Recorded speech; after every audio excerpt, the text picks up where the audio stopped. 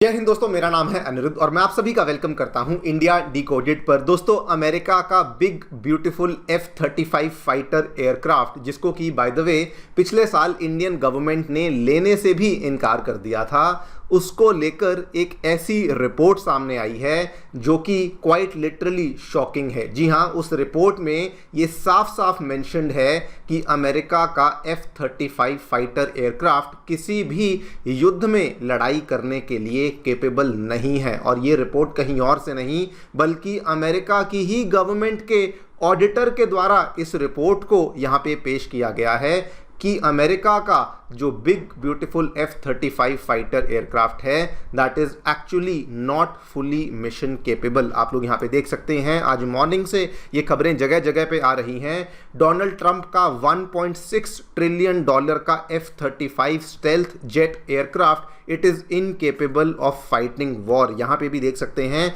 बहुत सारी western media ने, बहुत सारे वेस्टर्न मिलिट्री ब्लॉग्स ने भी इसको कवर किया। The most expensive weapon in US history is fully combat ready just 1/4 of the time, यानी कि केवल 25% ऑफ द टाइम ही वो कॉम्बैट रेडी होता है, बाकी टाइम वो कॉम्बैट रेडी नहीं होता है। ये भी आप देखिए, मॉर्निंग में रिपोर्ट सामने आई। It turns out F-35 is fully mission capable only some of the time. इसी पूरी रिपोर्ट के बारे में, इसी पूरी डेवलपमेंट के बारे में मैं क्विकली चर्चा करने वाला हूं। क्या दोस्तों देखने को मिला है, क्या क्या वो शॉकिंग नंबर्स हैं जो कि हमें इस रिपोर्ट में देखने को मिले हैं, कैसे अमेरिका इस चीज़ को लेके बहुत ज़्यादा पैनिक कर रहा है वो भी आपको बताऊंगा, एंड कैसे इंडिया ने इस एयरक्राफ्ट को रिजेक्ट करके बिल्कुल सही किया वो भी डिस्कस करेंगे। आइए शुरू करते हैं मेरे साथ। मेरा नाम है अनिरुद्ध। यदि आप लोग हमें फॉलो करना चाहते हैं तो दिए गए टेलीग्राम और व्हाट्सएप चैनल के माध्यम से ऐसा कर सकते हैं। अगर आपको हमारा कंटेंट पसंद आता है तो दिए गए QR कोड के माध्यम से हमें कंट्रीब्यूट भी कर सकते हैं। All right, directly coming to the news, क्या देखने मिला है दोस्तों। अमेरिका का एक दफ्तर है, गवर्नमेंट अकाउंटेबिलिटी ऑफिस, जिसको GAO कहा जाता है, उनकी तरफ से इस रिपोर्ट को पेश किया गया है। मैं सब कुछ आपको बताऊंगा, लेकिन रिपोर्ट के 3 बहुत ही ज्यादा प्रमुख पॉइंट्स हैं जो कि आप ध्यान से देखिए। नंबर 1, वो ये कहते हैं कि F-35 जब से इस प्रोग्राम को शुरू किया गया है तब से लेकर आज दिन तक इसकी जो लाइफ टाइम कॉस्ट अमेरिका को झेलनी पड़ी है that is equal to $1.6 trillion US।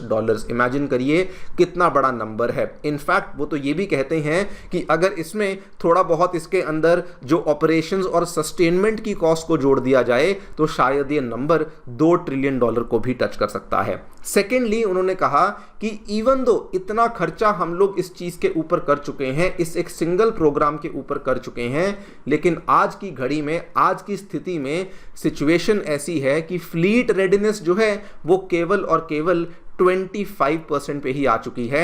जो नंबर एक टाइम पे 38%, 44% ऐसे नंबर्स हुआ करते थे, वो नंबर्स आज के टाइम पे केवल 25% फुली मिशन कैपेबल के नंबर्स पे आ चुका है। ये फुली मिशन कैपेबल क्या होता है ये भी आपको बताऊंगा।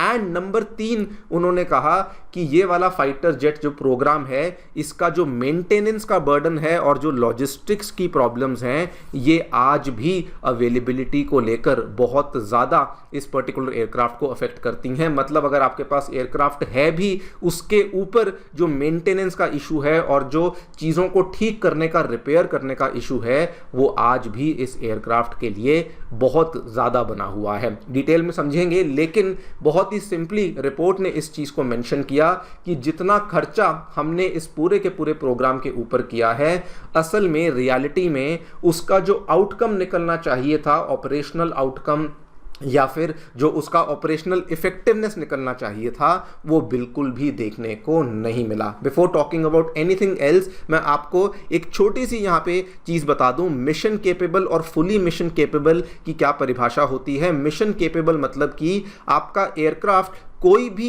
एक असाइंड कॉम्बैट मिशन में किसी भी एक टाइप की टास्क को परफॉर्म कर सकता है। फुली मिशन कैपेबल मतलब कि aircraft can perform all the assigned missions without any type of restrictions. और दोस्तों, कहा जा रहा है कि इनका जो F-35 है, जो फुली मिशन कैपेबल होने चाहिए, वो केवल 25% ऑफ द फ्लीट ही आपको फुली मिशन कैपेबल देखने को मिलती है। नंबर्स क्या बोलते हैं वो भी देख लीजिए। नंबर्स ये बोलते हैं कि फ्लीट का मिशन कैपेबिलिटी का जो रेट है सन 2021 में 67% पे था, सन 2025 में गिरते गिरते 44% पे आ चुका है। और अभी तो ईरान में जो हुआ उसके बाद ये नंबर शायद फिर से अपडेट होंगे, तो शायद ये नंबर्स और भी गिर चुके होंगे। एंड फुली मिशन कैपेबल के रेट्स तो और भी ज़्यादा सरप्राइजिंग है।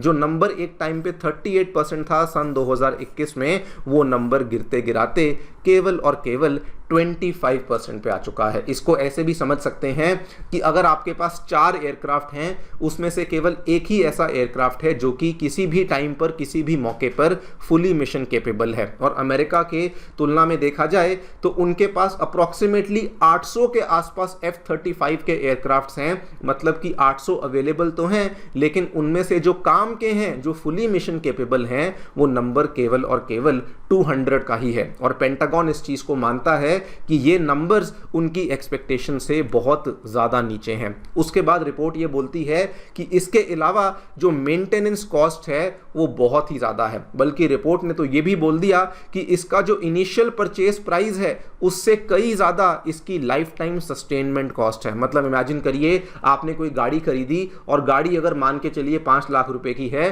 तो उसकी जो सर्विसिंग कॉस्ट है, उसकी जो मेंटेनेंस कॉस्ट है, उसमें आपको 5 लाख से भी ज़्यादा का खर्चा हो रहा है। कुछ वैसा ही यहाँ पर F-35 को लेकर इनकी ही गवर्नमेंट के द्वारा कहा गया है। इनफैक्ट दोस्तों यही कारण था कनाडा के द्वारा भी इस पूरी की पूरी डील के ऊपर सवाल उठाए गए थे कि हम लोग इतना ज़्यादा खर्चा F-35 को लेकर क्यों कर रहे हैं। बिकॉज F-35 को खरीद तो लेंगे, लेकिन कल को उसको चलाना, उसको मेंटेन करना, सस्टेन करना, ये उनकी सरकार के लिए बहुत ज़्यादा पड़ सकता है। बल्कि रिपोर्ट फर्दर ये कहती है कि आगे चलते हुए मेंटेनेंस की कॉस्ट कम नहीं होने वाली, मेंटेनेंस की कॉस्ट बढ़ने वाली है। बिकॉज अगर आज के टाइम पे अमेरिका के पास 800 F-35 हैं, आने वाले 15 सालों में अमेरिका के पास F-35 की गिनती 1700 से भी ज़्यादा होने वाली है। तो उस केस में जो टोटल $1 बिलियन का एनुअली एक यहाँ पे रेवेन्यू का गैप ये लोग विटनेस करेंगे, जिसमें कि इनकी रिक्वायरमेंट होगी $1 बिलियन से ज़्यादा की सस्टेनमेंट कॉस्ट की, लेकिन इनके पास वो चीज़ें अवेलेबल नहीं हो पाएंगी। इमेजिन करिए कितनी ज़्यादा बड़ी बड़ी प्रॉब्लम्स हैं जो कि दुनिया का सबसे एडवांस, सबसे ज़्यादा बिग ब्यूटीफुल फाइटर एयरक्राफ्ट का प्रोग्राम है, जो कि उनकी ही गवर्नमेंट बोल रही है। शायद यही कारण रहा जिसकी वजह से आप देखिए स्पेन ने भी इसके ऑर्डर को कैंसिल किया। 45 से 50 जेट्स का उनकी बातचीत चल रही थी, उन्होंने कहा हम लोग ये नहीं लेंगे, हम लोग यूरो फाइटर को कंसिडर करेंगे। सेम दोस्तों पुर्तगाल के द्वारा किया गया। स्विट्जरलैंड ने क्या किया, ऑर्डर को रिड्यूस किया। कनाडा ने अभी कैंसिल नहीं किया है, लेकिन डिबेट और डिस्कशन बहुत चल रही है कि इतना ज़्यादा महंगा एयरक्राफ्ट हम लोग आखिरकार क्यों खरीद रहे हैं। और हमारे प्यारे भारत ने तो दोस्तों इस पर्टिकुलर डिस्कशन को ही करने से मना कर दिया था।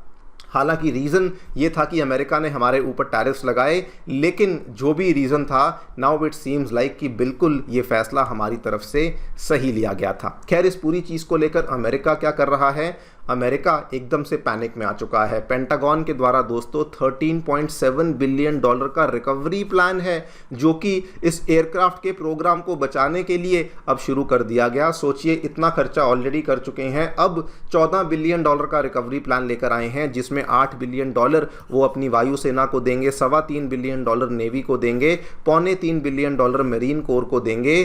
वो क्यों? बिकॉज असल में अमेरिका इस चीज़ से बहुत चिंता में है कि हमारे एयरक्राफ्ट की जो अफोर्डेबिलिटी है, हमारे एयरक्राफ्ट की जो इफ़ेक्टिवनेस है, वो तो नीचे जा रही है, लेकिन दूसरी तरफ जो चाइना की J-20 फाइटर एयरक्राफ्ट की जो फ्लीट स्ट्रेंथ है वो लगातार बढ़ती जा रही है। सुनने में बड़ा अजीब लगता है, यही अमेरिका आज से कुछ साल पहले चाइना के उसी एयरक्राफ्ट को क्रिटिसाइज करते थे कि उनका इंजन कमज़ोर है, वो 5th जनरेशन फाइटर एयरक्राफ्ट नहीं है। लेकिन आज की डेट में दोस्तों देखिए उनके द्वारा चाइना की रैपिडली एक्सपैंडिंग फ्लीट को देखते हुए वो लोग घबरा रहे हैं और $14 बिलियन के रिकवरी प्लान्स को इशू कर रहे हैं कि किसी भी तरीके से F-35 वाले प्रोग्राम को बचाया जा सके। वैसे आपको बता दूं, चाइना इतनी तेज़ी से अपने एयरक्राफ्ट की फ्लीट को स्ट्रेंथन कर रहा है, ऑलरेडी 300 पर उनका नंबर पहुंच चुका है। एंड जितनी तेज़ी से, जिस स्पेस पे वो लोग काम कर रहे हैं, कहा जा रहा है कि 2030 तक, मात्र 4 सालों के अंदर अंदर चाइना के पास J-20 5th जनरेशन एयरक्राफ्ट का नंबर 1000 पर भी यहाँ पे जल्दी ही पहुँच जाएगा। देखते हैं आगे चलकर क्या होता है, क्या अमेरिका यहाँ पे डेस्परेट स्टेप्स लेता है अपने इस प्रोग्राम को सेव करने के लिए। But one thing is very very sure कि इंडिया के द्वारा जो यहाँ पे लिया गया था डिसीजन F-35 को ना प्रोक्योर करने का, ना बातचीत करने का, आई थिंक इंडिया के द्वारा वो बिल्कुल सही और सटीक कदम लिया गया था। आप लोग जो सोचते हैं बताएं कमेंट सेक्शन में। Thank you so much for listening, stay tuned and stay safe.